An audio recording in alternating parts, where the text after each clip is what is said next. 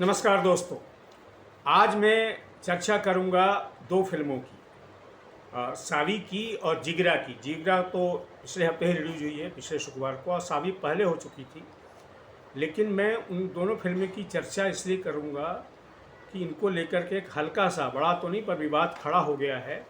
और विवाद इस वजह से हुआ है कि जो सावी फिल्म की आई थी पिछले दिनों, जिसका निर्देशन अभिनय देओ ने किया था, उसमें दिव्या खोसला कुमार लीड रोल में थी। उसमें अनिल कपूर भी थे, उसमें हर्षवर्धन राणे भी थे।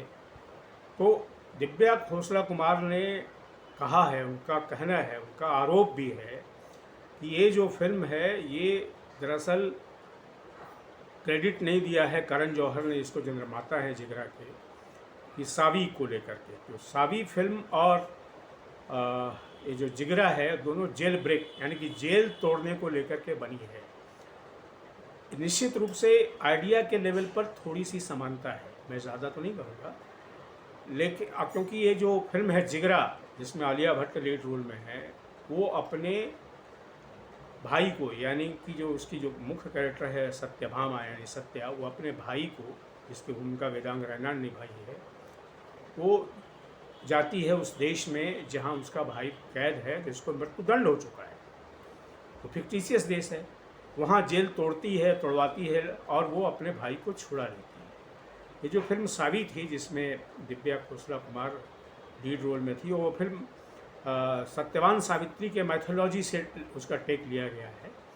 और चूँकि सत्यवान सावित्री में सावित्री यमराज अपने पति को छुड़ाने के लिए, सत्यवान को बचाने के लिए, बचाने के लिए यमराज के पास भी चली जाती है। तो ये कॉन्सेप्ट है दोनों का। कॉन्सेप्ट में हल्की सी सिमिलरिटी ज़रूर है, इसमें तो कोई शक नहीं है। लेकिन पूरी तरह से यह कहना दिव्या खोसला कुमार का ये आरोप जो है कि दोनों चीज़ें लगभग एक ही जैसी हैं, मुझे लगता है थोड़ा ऑथेंटिसिटी कमी है। क्योंकि आइडिया क्या है? आइडिया बेसिकली है जेल ब्रेक करना, जेल को तोड़ना। तो जेल तो कई फिल्मों में तोड़ा गया है, खास करके हिंदुस्तान में भी। आप शोले देखिए, उसमें भी जेल ब्रेक है। और बहुत अच्छी फिल्म मैंने देखी थी जो हॉलीवुड की है, शॉशैंक रिडेम्पशन, वो भी बहुत ज़बरदस्त फिल्म है। हालांकि वो सिर्फ जेल ब्रेक पर नहीं है, जेल तोड़ने पर नहीं है, और भी बहुत सारी इमोशंस हैं उसमें, उसमें नहीं जाऊंगा। तो ये जेल तोड़ने का जो मामला है, ये इस पर किसी का कॉपीराइट नहीं है।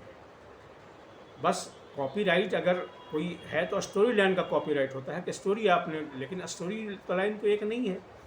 लेकिन ये ज़रूर है कि दिव्या खोसला कुमार भी शायद चाहती होंगी, वो भी अभिनेत्री हैं और बड़े घराने से जुड़ी हुई हैं, बड़े प्रोड्यूसन घराने से जुड़ी हुई हैं। तो और करण जौहर ने प्रतिक्रिया दिया कि मैं कोई प्रतिक्रिया नहीं दूंगा। इस पर भी दिव्या खोसला कुमार ने नाराज़गी जताई है। लेकिन कुल मिलाकर के दोस्तों, मुझे नहीं लगता कि इसमें सिमिलरिटी है, सिवाय इसके कि जेल ब्रेक का है। तो ये बहुत बड़ा नहीं लगता है। ये बात सही है कि सावी फिल्म भी बॉक्स ऑफिस पर असफल रही, और जिगरा भी बॉक्स ऑफिस पर बहुत अच्छा अभी तक तो नहीं कर पाई है, बहुत बड़ी हिट नहीं हुई है। लेकिन फिल्म की चर्चा ज़रूर हो रही है। तो चर्चा तो सावी की भी हो चुकी है। तो मुझे लगता है कि, लेकिन कई बार होता है, बॉलीवुड में प्रतियोगिताएं होती हैं, प्रतिद्वंदिताएँ होती हैं दरअसल। बॉलीवुड के हर क्षेत्र में प्रतिद्वंदिता होती है। लोग अपने अपना जो उनका एक ये माल होता है, या अपना जो उनका प्रोडक्ट होता है, उसको प्रमोट करने के लिए प्रयास करते हैं।